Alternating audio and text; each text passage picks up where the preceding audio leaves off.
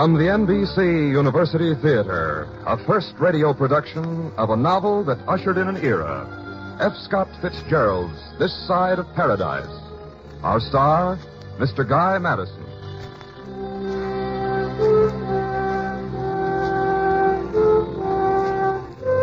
We bring you a novel that exploded an idea. The idea that the Victorian code of manners still prevailed among the younger generation of America at the time of the First World War. This Side of Paradise documented a bolder and more garish set of manners and brought to literature for the first time the college slicker, the popular daughter, and the big man of the campus. It brought as well a unique and genuine feeling for American university life. A feeling that is pleasantly reflected in today's adaptation for radio by Alan Sergel. At intermission, we will bring you a recorded commentary on F. Scott Fitzgerald by the noted book critic of the New York Times, Mr. Orville Prescott. Here, then, is Guy Madison, starring in This Side of Paradise.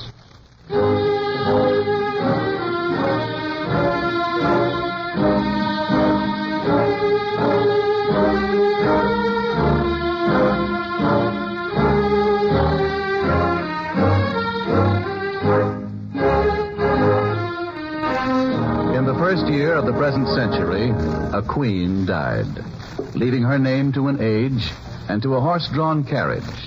The carriage survived until the invasion of the automobile. And the automobile had its effect also on the brocaded remnants of the Victorian age.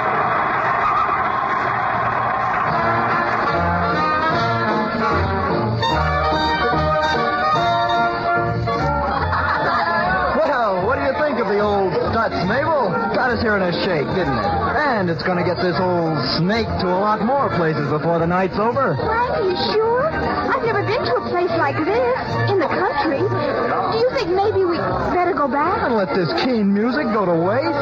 Come on, they're holding the door for us. But... What is for goats? Hazel, George, shake a leg. Well, look at them. They seem to think that back seat is a parlor sofa. Such were the heights to which our culture had attained when Queen Victoria was 5 years dead and the Ford 3 years old. That was the year Amory Blaine spent the 10th summer of his life doing the country with his mother, Beatrice. Mother was fond of describing her son as entirely sophisticated and quite charming, but delicate. In later years, Amory was to outgrow his delicacy, but at the age of 10, he was busily engaged in outgrowing a natural repugnance to chamber music and symphonies, and deriving a highly specialized education from the rich and radiant Beatrice. Amory. Yes, Beatrice? Oh, still in bed. How lovely. Comfortable? Very comfortable. Oh, that's lovely. Amory, I've just been down to the lobby. Oh, my dear, the women you see these days at the Waldorf. Westerners. They have accents, my dear. Accents? Oh, not Southern accents or Boston accents. Not an accent attached to any locality, just an accent. Sort of moth-eaten London accents that are down on their luck and have to be used by someone, I suppose. Amory... Yes, Beatrice? You're not thinking of getting out of bed yet? No, I'm not. Well, don't by all means. I've always suspected that early rising in early life makes one nervous. Clotilde is having your breakfast brought her. All right. Amory, my nerves are on edge. On edge. We must leave this terrifying place tomorrow and go searching for sunshine. And, Amory... Yes? I want you to take a red-hot bath, as hot as you can bear it, and just relax your nerves. You can read in the tub if you wish. There's a new thing on Brahms and a gay study. I think it's a crusade.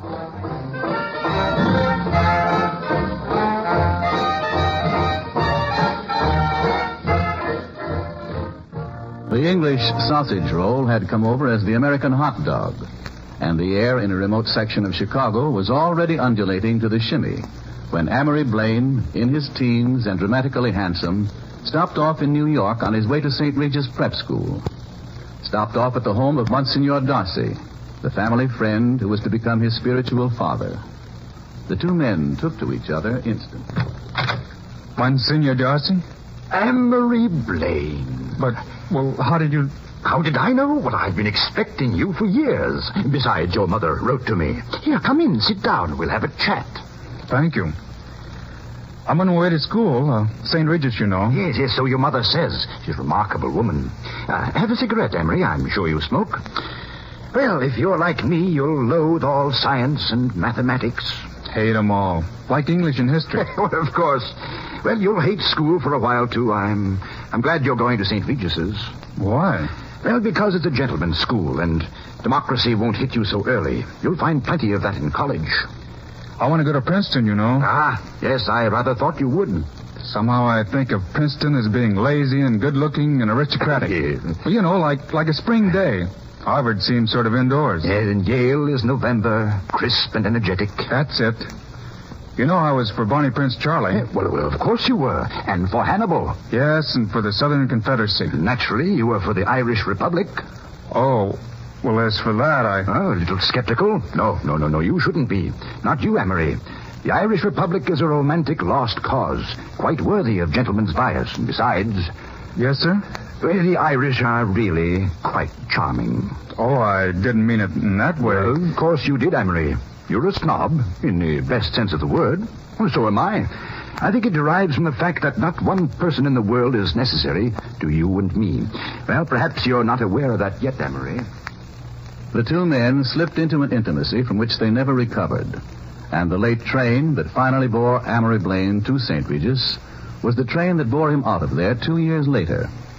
In the intervening time, Amory cultivated the hothouse plant of his congenital snobbery. In the best sense of the word, of course. He selected his friends with aplomb and discrimination, and bitterly resented the first rebuffs of his classmates. But as the months went by, Amory made his mark at St. Regis, distinguishing himself with gorgeous bruises and contusions on the football field, and winning the favor of those students who held the reins of power. And then suddenly he was in his last year, and Amory, a model of aristocratic diplomacy, had achieved power at St. Regis himself. He was an important man at school. All this, and then the train bore him away. Somewhat more athletic, measurably more social, and only slightly less educated than when he had arrived. Amory Blaine was finally ready for the time he lived in. Ready in his case for the spires and gargoyles and all-night card games of reputedly the pleasantest country club in America, Princeton.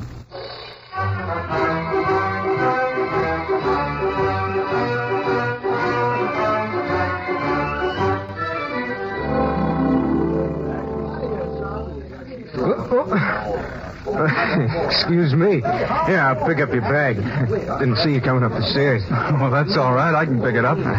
Clumsy of me. You going to be an inmate of this asylum? This is 12 University Place, isn't it? It is, to my regret, lowly home of lowly freshmen and despair of all decent architects. My name's Blaine. Emery Blaine. Blaine? Oh, yeah, yours is the room in front. It's just a step. I'll show it to you. Very nice of you. You don't have to. No trouble. Just through here. And just off the main door. Right here on your left. Thanks. Not very posh, is it? It's a crime for the money we pay. Now, just drop your bags. Still, it's better than the campus. Yes. I hear there are so few freshmen there they get lost. Have to sit around and study for something to do. Oh, miserable thought. You know, have I mentioned my name's Carnage? Alec Carnage. I'm glad to know you, Carnage. Mind if I sit on the window seat? I'd like you to. Cigarette? Yeah, thanks. That's it. Just flop on the bed. Where'd you prep? St. Regis. You? Andover. Think you like Princeton? Well, frankly, I do. A lot of pep. I wouldn't have gone to Yale for $1 million. Me either. Going out for anything? Why, yes. I'm going to take a whack at freshman football. What about you? I'm going out for the Prince. The Daily Princetonian, you know. First, if I can't make it, I'll switch and try to manage some team instead. Hey, how'd you like to go to the jigger shop? The what? They call Sundays jiggers here. The jigger shop. You can unpack later. Oh, I'd like that a lot. Well, then, come on. I hear this is the best time of day to be there. I've to see lots of lettermen. And so it was the jigger shop for Amory and Alec. Sundays and bacon buns under the smiling picture of Allenby, who had beaten Yale almost single-handedly the year before. Then the movies, in the mortal presence of Langaduke, who promised to do the same against the Blue this year. Supper at Joe's, vibrant, crowded, echoing with Gaelic comment and upper-class wit. and finally home along the tree-lined walks at quiet dusk. Amory felt the throbbing need to sit alone for a while on the front steps. And as he sat, the great tapestries of trees darkened to ghosts back at the last edge of twilight. And weaving over the night, in and out of the gossamer rifts of moon, going back to Nassau Hall. Amory Blaine fell in love with Princeton that night. Going back to the best old place of all. Mind if I come in? Alec, by all means. Haven't seen much of you since our first day together. You know Tom Denvillers. Tom, not the fellow who writes that poetry in Nassau Lit. Oh, the same, I'm afraid. Hey, I'm glad I ran into you. It's been bothering me. Well, some of that stuff mean you write. There's one especially. Pia Pompia? No, that's a good one, too. The one I mean, I memorized it. It goes, let's see if I can remember it. Her toes are stiffened like a stork's in flight. She's laid upon a bed in white sheets. Her hands pressed on her smooth bust like a saint. Bella Kunitsa, come into the light. That's the one.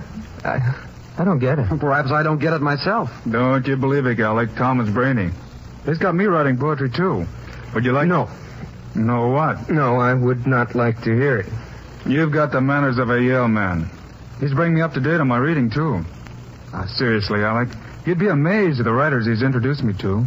This fellow, Oscar Wilde, Bernard Shaw, Chesterton. Stop. You're making me feel illiterate. I don't have time to read. I'm too busy trying to be a writer. How you coming on the prints? They taking any of your stuff? Some. Yeah, I've got some competition from you. I noticed a few pieces of yours in there.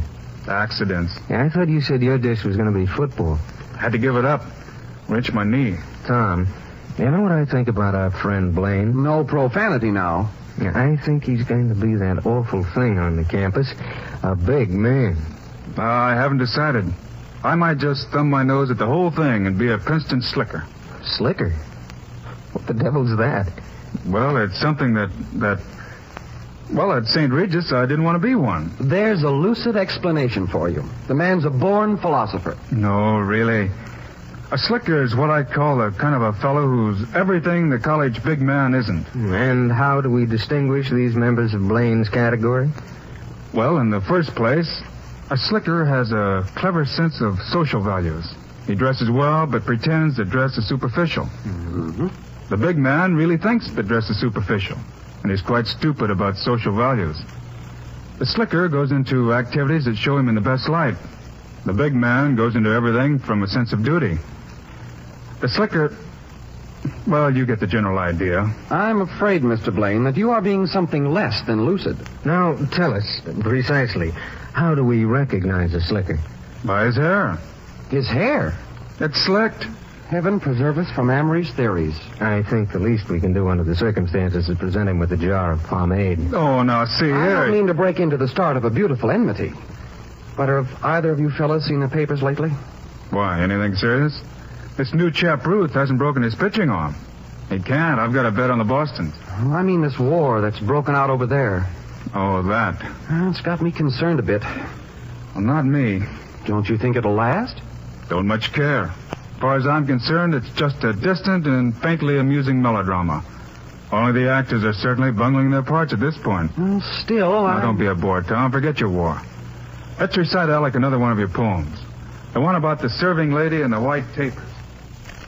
And so, against the unheard sounds of the distant melodrama, Amory Blaine shouted poetry to the moon as life ran out sweetly at Princeton. Now did he neglect the other phases of his school education. He sharpened his card game, joined the staff of the Princetonian, played a female dancing girl in a triangle review, discovered at first hand that new American phenomenon, the petting party.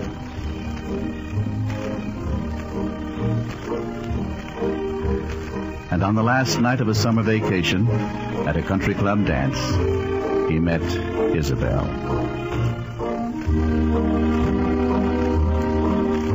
You know, Isabel, you're a keen dancer. You do very well yourself. Don't you honestly think we're the handsomest pair on the floor? Really? You think I'm conceited? Well, no, just self-confident. There's a difference. I like self-confidence in a man. Well, I like honesty in a woman. Isabel. The din right here. Would you come in with me? Amory Blaine. Please come in with me. There's something terribly private I want to say to you. Oh, but I've never... Please. Well... Thanks. Right in here. Isabel. Close the door, softly. There. The light bother you? My eyes are a bit sensitive. Sit down. I don't mind. This couch? It is the most convenient, isn't it? Most comfortable, too. It is soft. Isabel, I don't know whether or not you know what I'm going to say. Lordy, Isabel, this sounds like a line, but it isn't. I know. Maybe we'll never meet again like this. I have darn hard luck sometimes. You'll meet me again, silly. Well, I don't know. Isabel, I've fallen for a lot of people. Girls, and I guess you have too. Boys, I mean. But honestly, you... What, Amory? Isabel, you know I'm mad about you. You do give a darn about me. Yes. How much do you care? Do you like anyone better? No. Isabel, I'm going back to college tonight. For 6 long months. And why shouldn't we... If I could only have just one thing to remember you by. Can I kiss you, Isabel? Well, Oh, there you are, Amory. Well, I'm driving you to the station, I'm told. Well, I'm leaving now. Oh, I hope I'm not interrupting anything. Oh, no, not at all. Mr. Blaine had just finished telling me about his experiences at Princeton. And you were a very good listener. I found it all fascinating. We'll have to hurry, Amory. Well, Isabel, goodbye. Goodbye. I'll see you later, Isabel. Now, Amory, the reason I have to leave early is that I promised my father to look in on a friend. Darn.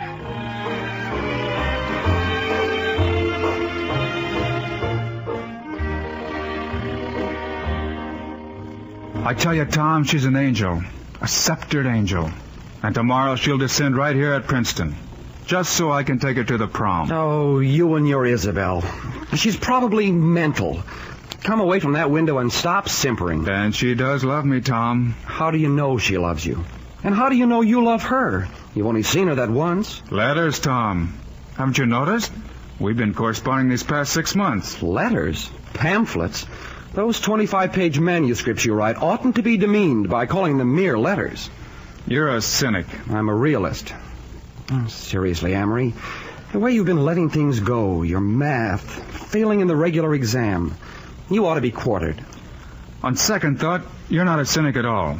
You're a sadistic melancholic. Now, whatever in the world does that mean? I don't know, but there was nothing lost in my failing that exam. They let me take a special, didn't they? Yes. And if you get a blue slip out of that one, too, you're the world's worst goofer. Your stock will go down like an elevator at the club and on the campus. It'll finish all chances of your becoming anything, much less Princetonian chairman. Look, Tom, I haven't got a blue slip out of it yet, and I won't get one. For one thing, you're forgetting the Blaine luck. And for another, I think it's darn middle class of yours talking about math when I could be thinking about Isabel. Oh, what's the good? Forget I brought it up. Go back to your prep school dreams of you and your Isabel at the prom. Not at the prom, Tom. Outside the prom. Alone in a terrace retreat. Isabel and me.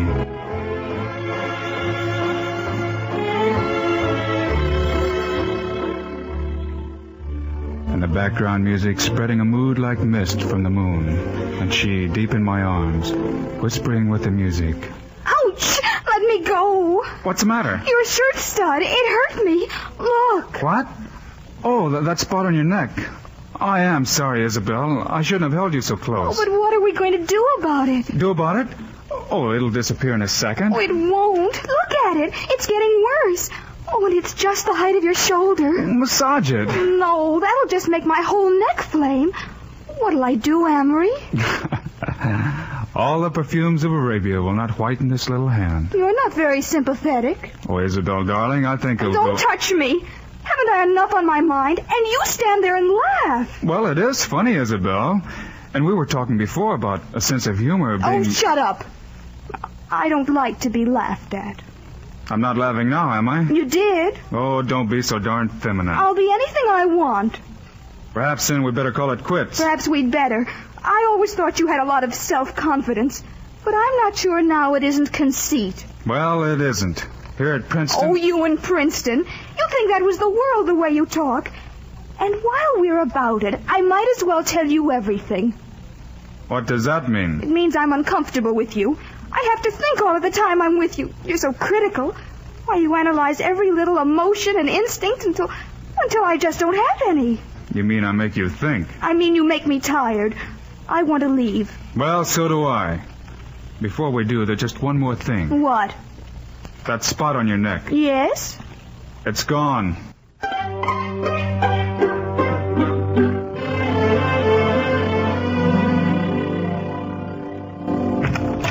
Amory. Hi, Amory. Back so soon from the prom? Not soon enough. Oh, like that, eh?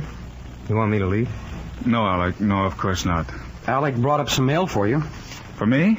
Your returns from the math exam. It came after you left. So soon? What is it? Blue or pink? Don't know. Haven't opened it. It's right beside you there in the bureau. You sure you want me to stay? By all means. We have here quite a slip of paper. Well, open it. Just to be dramatic, I'll let you know that if it's blue, my name is withdrawn from the editorial board of the Prince, and my short career is over. Watch my face, gentlemen, for the primitive emotions. Well? Pink or blue? Say what it is. Smile or swear or something. Blue as the sky, gentlemen.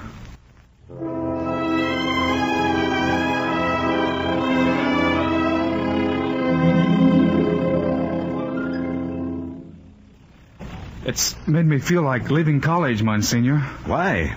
Oh, a cigar? Sherry? No, thanks. Why has it made you feel like leaving college? Well, because all my career has gone up in smoke. Oh, I know you think it's petty and all that. No, not at all petty. I think it's most important. And moreover, I think it's been a good thing for you. I don't follow. Then let me put it this way. At birth, you were equipped with the fundamental paraphernalia of life. Now, we'll call it the basic amory. I'm not doing much of a job of developing it, am I? Oh, nonsense, my boy. You're continually in the process of developing the basic amory. Developing it, tearing it down, and developing it again. That's the fun of it all. I'm afraid I don't understand, sir. Now, look, then. You start out as the basic amory. Under your mother's influence, you became something else. Amory plus Beatrice. And school at St. Regis pulled all that apart. Back to the basic amory again, Yes, exactly. Then it was the basic amory plus St. Regis, and Princeton was tacked on. Something new was being made. But I've blotched it terribly. Oh, no, you haven't. You've merely failed to conform. In people like you and I, Amory, that can be something of a virtue. Now, you failed in mathematics, but mathematics failed too. It failed to overwhelm the basic amory. His imaginative, rebellious spirit remains intact. Rather a roundabout way of justifying failure, isn't it? You've done nothing but return to the basic amory again. That's good. Why? It's given you time to think. You're casting off a lot of your old luggage about success and the Superman and all. Success for the sake of dominating others? People like you and me would make fools of ourselves trying to do that. Then what should I do? Do the next thing that has to be done. Forget all this high-handed business of blind dominance. Be what you are, a personage, not a mere personality like some, bathing girl or class president. But, Monsignor, I can't ever seem to do the next thing. Well, I can do the 100 things beyond, but never the next thing. Well, Amory, between you and me, I have only just learned to do it myself. But does that mean I must stop being eccentric? Stop posing? Well, I know I must pose a great deal. No, not at all. For you, not posing may be the biggest pose of all. Be what you must be. Don't try to be a success. And Amory... Yes? Do the next thing.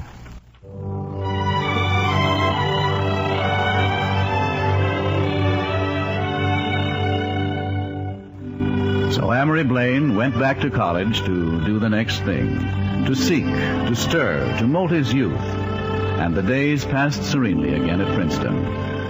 And it was almost with a serenity that the distant melodrama began forming its own company in the thin shadows of the Princeton spires.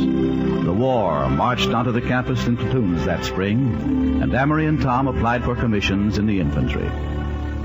And for the last time together. Then the night came that was to be the last. Tom and Amory, bound in the morning for different training camps, paced the shadowy walks and seemed still to see around them the faces of the men they knew. The grass is full of ghosts tonight. The whole campus is alive with them. And what we see is more than this class, Amory. It's the whole heritage of gorgeous youth that has rioted through here in 200 years. We've walked arm in arm with Burr and Light Horse Harry Lee through half these deep blue nights. Goodbye, Aaron Burr. You and I knew strange corners of life. Spires against the sky, and blue lights on the roofs. The torches are out, Amory.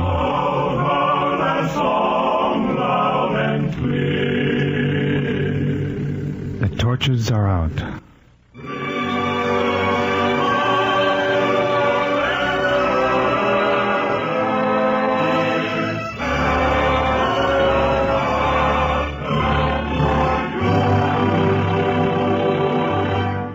From Hollywood, the NBC University Theater is bringing you Guy Madison in a radio version of F. Scott Fitzgerald's This Side of Paradise. And now our intermission commentator, Mr. Orville Prescott, literary critic of the New York Times. Mr. Prescott. 9 years ago, when Francis Scott Key Fitzgerald died at the age of 44, he seemed well on the way of becoming one of America's forgotten writers. But since then, he has been rediscovered, much sooner than most writers, who, if they are rediscovered at all, usually have to wait several generations. Critics have written at length about the significance of this sad and ultra-sophisticated young man, who practically invented the jazz age single-handed. Anthologies of his works have appeared, and today a new movie version of his best novel, The Great Gatsby, is on view everywhere. Fitzgerald's first book was This Side of Paradise, which was written when he was only 23, right after the end of the First World War. I don't think that it is a very good novel, but it was a typical one.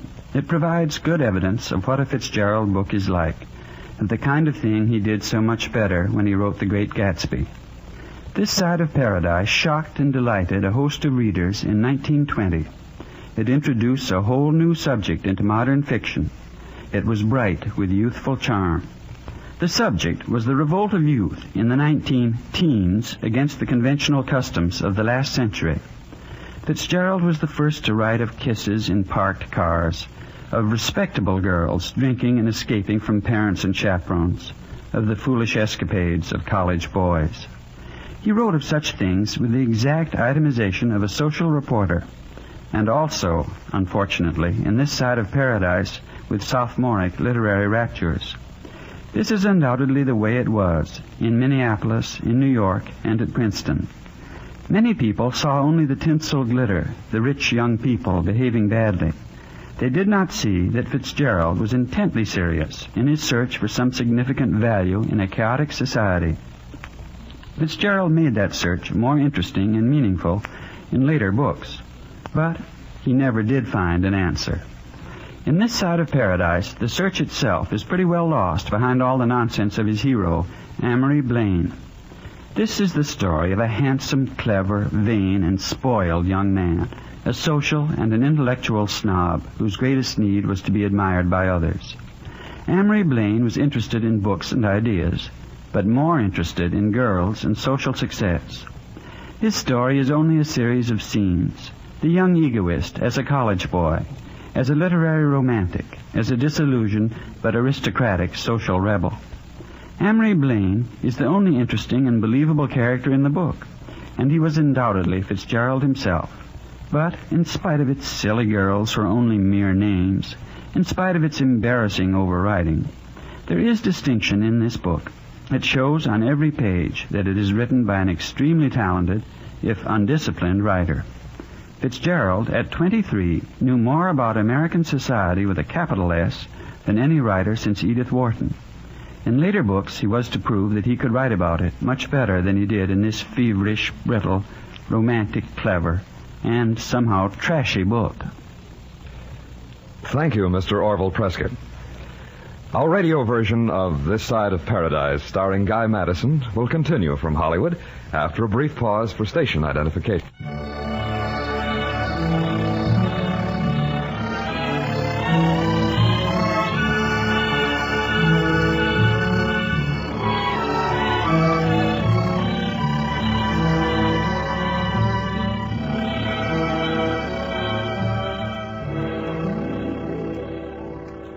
(1918, 1919), and a country danced its way from war to peace, and less frequently looked over its shoulder at the late unpleasantness.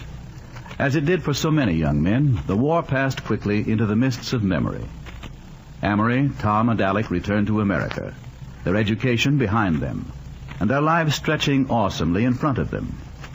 They returned with dreams and ambitions, and youth and fire, and immediately bent and bowed to the altar of shimmering peace, compounded jointly of victory parades, high prices, the new jazz.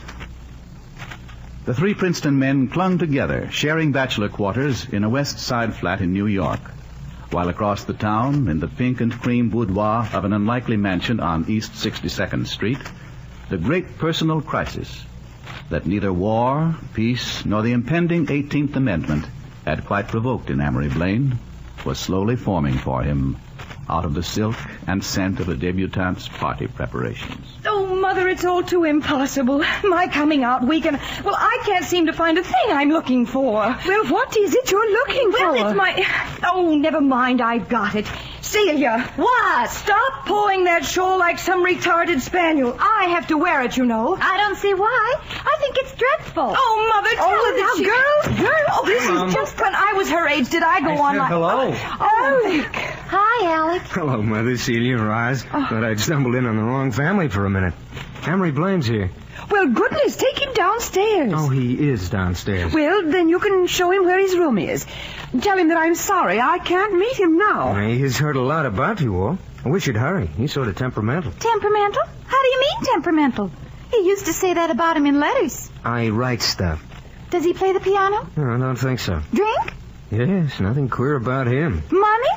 Good Lord, ask him. He used to have a lot. He's got some income now. Alec, of course, we're glad to have any friend of yours you here. certainly ought to meet Amory. Well, of course, I want to. But I think it's so childish of you to leave a perfectly good home to go and live with two other boys in some impossible apartment. Anyways, your Mr. Blaine will be a little neglected tonight. This is Rosalind's week, you see. When a girl comes out, she needs all the attention. Well, then prove it by coming here and hooking me. Yes, dear. Cecilia, talk to Alec for a minute. All right.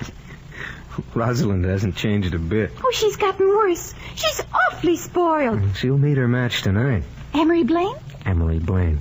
Well, Rosalind still has to meet the man she can't outdistance. Honestly, Alec, she treats men terribly. She abuses them and cuts them and breaks dates with them and yawns in their faces. And they come back for more. And they love it. They hate it. She's a sort of a vampire, I think. And she can make girls do what she wants. Only she hates girls. Her personality runs in our family. I guess it ran out before it got to me. Does she behave herself? Not particularly well. Oh, she's average. Smokes sometimes, drinks punch, frequently kissed. Oh, yes, common knowledge. One of the effects of the war, you know. And not There now. you are. Now, we finished, so I can go down and meet your friend, Alec. You finished? I've just begun. I've got to put on my rouge and my scent yet. You look handsome, Roz. Oh, Like your costume. thank you. Oh, but honestly, there are only two costumes in the whole world that I really enjoy being in. One's a hoop skirt with pantaloons, and the other's a one-piece bathing suit. Oh, Rosalind, well, I'm quite charming in both of them. Glad you're coming out? Yes, aren't you? You're glad so you can get married and live on Long Island with a fast, younger married set. You want life to be a chain of flirtations with a man for every link. Want it to be one? You mean I found it to be one? It must be an awful strain. Actually, it is. And sometimes when I feel particularly radiant, I wonder why it should all be wasted on one man. I wonder why it should be wasted on one family. Hey, this is too disillusioning for a man. Come on, Mother. Cecilia. Master. Unquestionably. See you later, Roz. I'll be back, Rosalind. I think it's very dishonest hiding your real face behind a rouge box.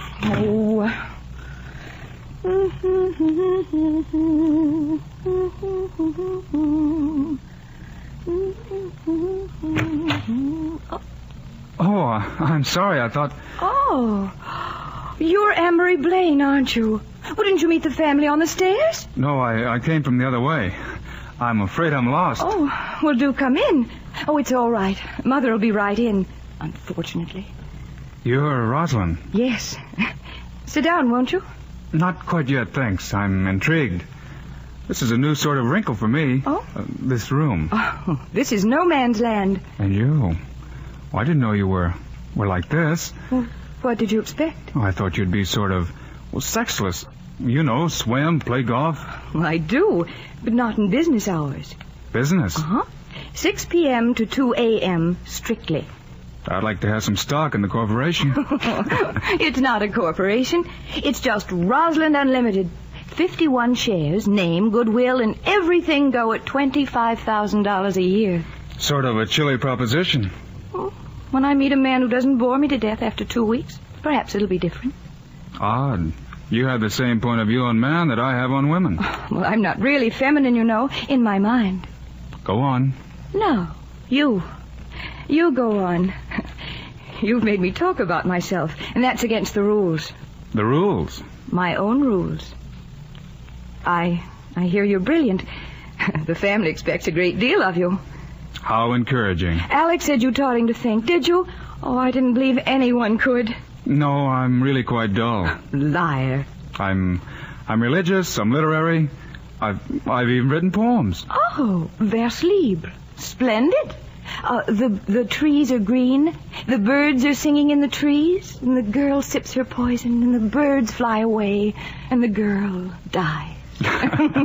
No, not that kind. I like you. Don't. Oh, modest, too. I'm afraid of you. I'm always afraid of a girl until I've kissed her. My dear boy, the war is over. So I'll always be afraid of you? I suppose you will. Listen, this is a frightful thing to ask. After 5 minutes? But will you kiss me? Or are you afraid? I'm never afraid, but your reasons are so poor. Rosalind, I really want to kiss you. Emery? Yes? So do I. Well, is your curiosity satisfied? Is yours? No, it's only aroused. Oh, I was afraid of that. You don't strike me as the kind of girl who would be afraid of anything. Oh, that's just a manner of speaking. I'll tell you what kind of a girl I am. I'm bright. I'm quite selfish, emotional when aroused, fond of admiration. You know, I don't want to fall in love with you. Well, nobody asked you to. But I probably will.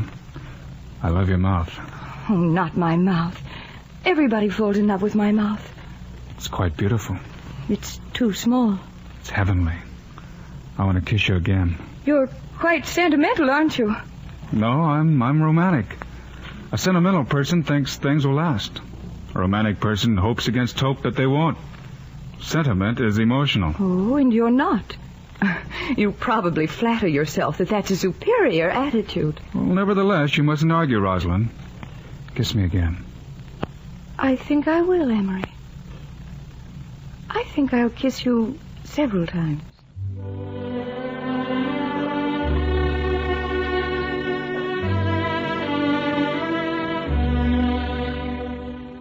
Hear what the Victrola's playing? Uh-huh. Kiss me again. Well? Oh, darling. Dearest, does it seem 2 weeks we've known each other? Oh, have we ever not known each other? Oh, you're so much apart. So much all of me. Rosalind, I'm so happy that I'm frightened. Wouldn't it be awful if this was a high point? Oh, it isn't, darling. Oh, darn, the Victrola stopped. The industrial age intruding on our romance. I'll fix it. Why did you say that? Say what? That I'd fix it? Well, I will. I'll turn it off. No. No, the first part. What first part? Oh, about the industrial age? Amory, I know this is the wrong time, but... Well, Mother asked me, and it never occurred to me, but Mother asked. Oh, you won't be angry, darling? What is it? Well, no, I won't be angry. Well, you know how she is about... Do I have any money? Oh, I didn't ask it. I thought Alec told you. No. Mother's rapid transit stocks. I just received a letter. They've gone down the bottom. Oh. They're thinking now of selling the house. Oh, but your job? At the advertising agency? Uh-huh. Copy hack. $35 a week. No, Amory, it doesn't matter. I don't care. Come sit by me. That mean you don't care about your rich and handsome Mr. Dawson Ryder either? Dawson? Well, how did you know? Alec told me. Told me he's been pursuing you for months with offers. And for months I've been turning down his offers, million by million. Oh, but let's not talk about it, dearest. I'm yours. Oh, Amory, I belong to you. Oh, you've got to, darling. I'm nothing without you. You've got to belong to me. I do. And I love being in your arms this way. Tell me. Tell you what? What I want you to tell me. You know. I want to hear you say it. I love you, darling. And I worship you, dearest.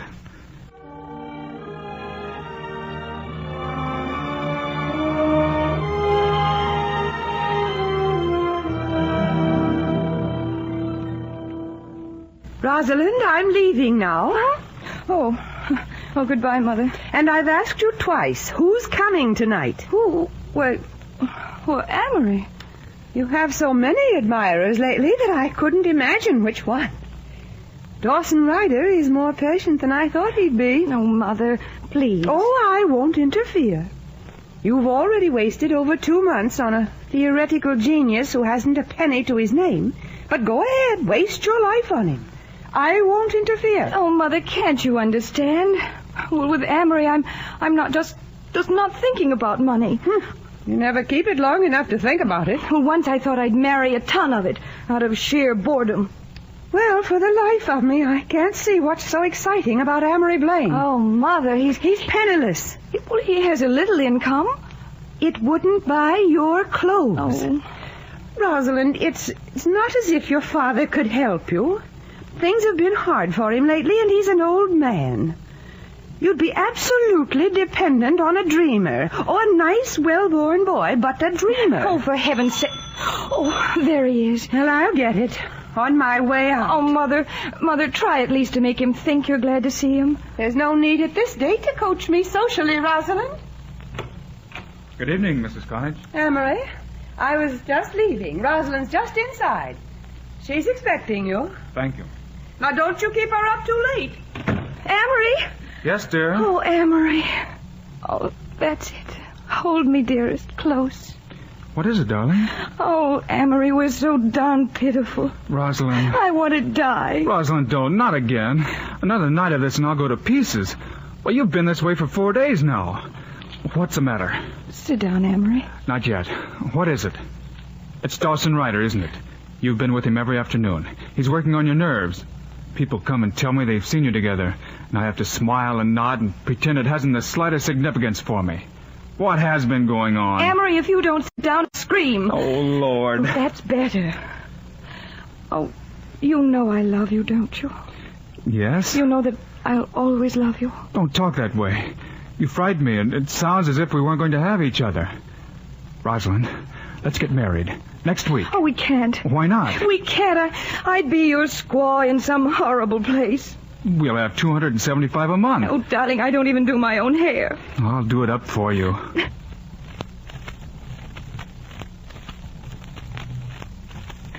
Thanks. Rosalind, you can't be thinking of marrying someone else. Tell me. You leave me in the dark. I can help you fight it out if you'll only tell me. Well, it's just us. Oh, we're pitiful, that's all. The very things we love about us are the things that will always make us failures. Go on. Oh, well, it is Dawson Ryder. He's so reliable. I almost feel that he'd be a background. But you don't love him. Well, you don't, do you? No, I know it's a cliche, but I respect him. Rosalind! Oh, Rosalind! darling, can't you see it? It's been so perfect, you and I. So like a dream I'd longed for and never thought that I'd find. I can't see it fade out into a colorless atmosphere. It won't. It won't. I'd rather keep it as keep it tucked away so that I can remember it beautifully. Rosalind, women can do that perhaps, but not men. I'd remember not the beauty, but just the bitterness. Don't. All the years, never to see you, never to kiss you. Just a gate shut and barred. Oh, Amory, you're young. I'm young. What has that got to do with it? Well, it has a lot to do with it. People excuse us now for our poses and our vanities, for treating people like the devil and getting away with it. The excuse is no. Oh, but you've got a lot of knocks coming to you. And you're afraid to take them with me. Oh, Amory, I'm yours. You know it. But I can't marry you and ruin both our lives. We've got to take our chance for happiness. Rosalind, we're on each other's nerves. It's just that we're both high-strung and this week... No, Amory, it's not just that. Oh, don't you understand? I can't be shut away from the trees and the flowers, cooped up in a little flat waiting for me. You'd hate me in a narrow atmosphere. I'd make you hate me. But Rosalind... Oh, darling, go. Don't make it any harder. I can't stand it. Do you know what you're saying? Do you mean forever? Can't you see? I'm taking the hardest course, the strongest course. You're afraid of taking 2 years' knocks with me. No. Marrying you would be a failure, Amory. And I never fail. Rosalind, I don't understand you. We do love each other. We do. Don't we? Amory, there was a poem I read somewhere. I don't want to hear any poetry. Oh, listen to this, Amory. You speak of love. Oh, well, this is the poem. For this is wisdom, to love and live, to take what fate or the gods may give, to ask no question, to make no prayer, to kiss the lips and caress the hair. Speed passion's ebb as we greet its flow, to have and hold, and in time, let go. That's fine. Poetry. The words are sweet and shiny. Now what do you want me to do? Get my hat and go to the movie and forget the whole thing? No, Amory. For all your words, it's true, isn't it? You're afraid of a few years' hard knocks. You're afraid of our life together because it wouldn't be the same as our life apart. I wouldn't be the same person, the Rosalind you love. But I can't give you up. I can't, that's all. I've got to have you. Amory, you're being a child. Well, I don't care. You're spoiling our lives. Oh, well, it's the other way around. Oh, I've told you, Amory, our marrying like this, that would spoil our lives. I'm doing the wise thing. The only thing. You mean marrying Dawson Ryder? No. No, I mean giving you up. Are you really going to marry him? Oh, don't ask me. You know I'm old in some ways. In others, well, I'm just a little girl. I like sunshine and pretty things and cheerfulness, and I dread responsibility. I don't want to think about pots and kitchens and brooms. I want to worry whether my legs will get slick and brown when I swim in the summer. But you love me. That's just why it has to end.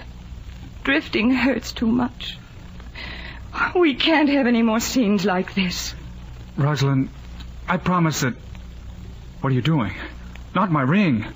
Oh, at least keep that. Take it, Amory. Oh, keep it, please. Don't break my heart. You've got to. Take it. Oh, Lord. And don't ever forget me, Amory. Oh, Lord. I want to die.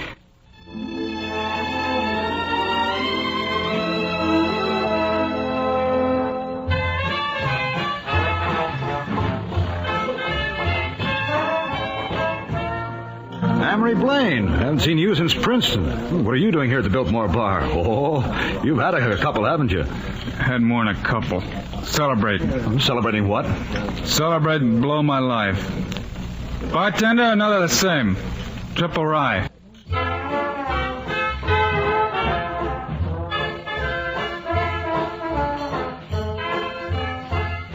Real pleasure to drink with a college fella. What do you say your name was? Blaine. Hey, Sam, another drink for my friend. What's your last name? Blaine. Another drink for my friend Blaine Blaine. A Bronx, double.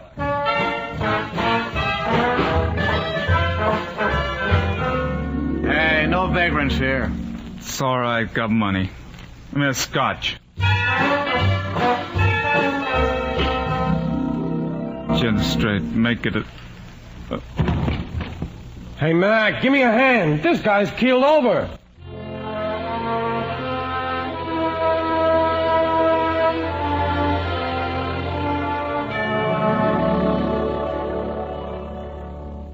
You up, Amory? Tom. Ooh. Easy, Amory. Take it by stages. Tom, where have I been? Everywhere. How long? 3 weeks. 3 weeks? How'd you find me? I didn't. I couldn't. They brought you here. You know, I feel better, Tom. Well, I feel rotten, but I feel better. Know what I'm saying? Yes. The first flush of pain. It's the worst. I'm over that. I know. Tom. Yes? My job. Have I still got my job? No. Fired? Well, matter of fact, you quit. I quit? Told off your boss to his face. I hear it was beautiful. No. I must have been frightful. I'm told you were superb. When did all this happen? What day is it? Oh, let me see a paper. It's July 2nd. Well, let me see a paper. Rest a while, Amory. What's the matter? What's in the paper? Nothing, only Let me see it. It's right there. Well, just a minute. What are you doing? I'm folding it back to the sports page. No, don't fold it. I want to see the page you were reading. But All right, Amory. Here. Only I hoped you'd wait until you were more fit. You see, Tom! Oh, I know. She's really marrying him. This chap, Ryder. But you knew that No, she I was... didn't know. I didn't actually believe it. Oh, Tom. The pain. It's all come back. I don't think I can bear it. Amory, where are you going? Why are you putting on your clothes? Where are you going? I'm going to see Monsignor Darcy. I've got to. He's the only one that can help now. Amory! What? Haven't you really heard anything while you were around? What do you mean? Heard what? Monsignor Darcy. What about him? Well, I thought certainly you'd heard that. What about Monsignor Darcy? He died 5 days ago.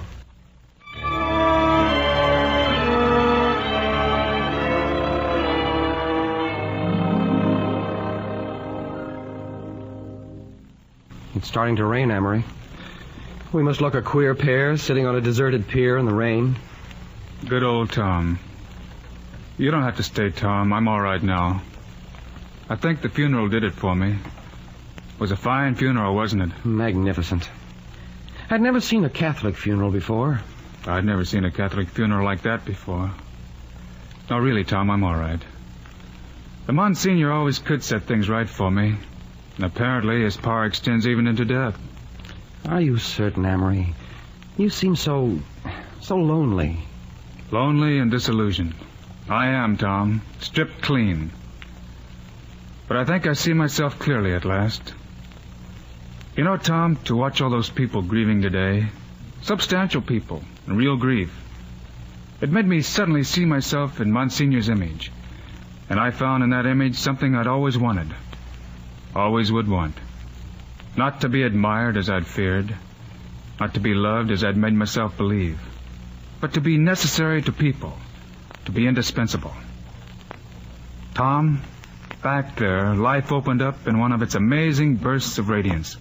And suddenly and permanently, I rejected an old epigram that had been playing all these years in my mind. You know it. Very few things matter. And nothing matters very much.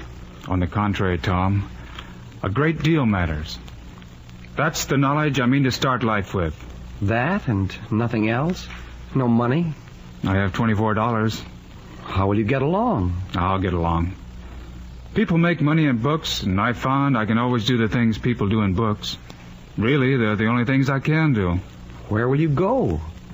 First, Tom, I'm going home. To draw for a bit on the last place of remembered happiness. Home? To the Middle West? No, Tom. Home to Princeton.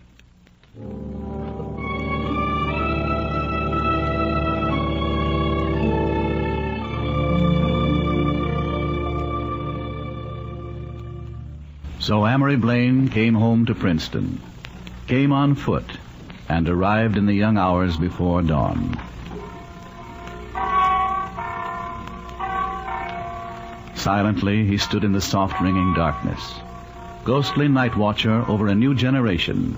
A generation shouting the old cries, learning the old creeds. Dedicated more than the last to the fear of poverty and the worship of success.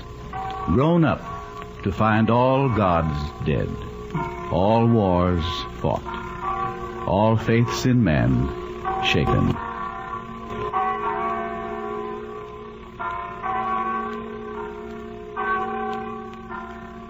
Amory Blaine, sorry for them, was still not sorry for himself. He stretched out his arms, and his words rose, wind-borne, to the crystalline sky. I know myself, but that is all.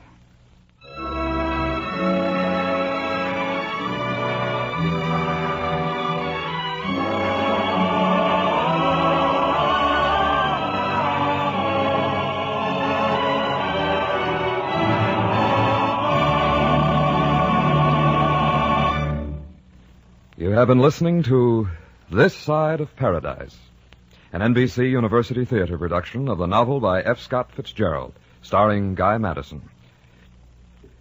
Next week, be with us again at the NBC University Theater for a dramatization of a fine English novel, Elizabeth Bowen's The Death of the Heart, starring Maureen O'Sullivan. And the following week, one of the richest of the new American historical novels, The Big Sky.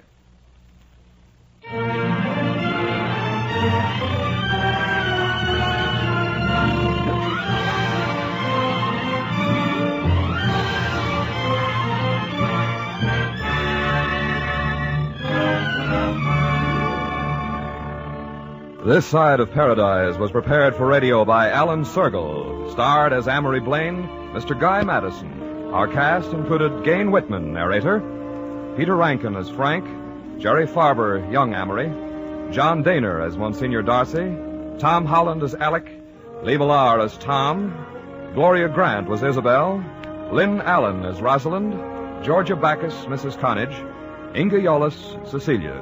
Your announcer, Don Stanley. Our intermission commentator was Orville Prescott, whose commentary was recorded. The original music score was composed and conducted by Dr. Albert Harris. The director of the NBC University Theater is Andrew C. Love.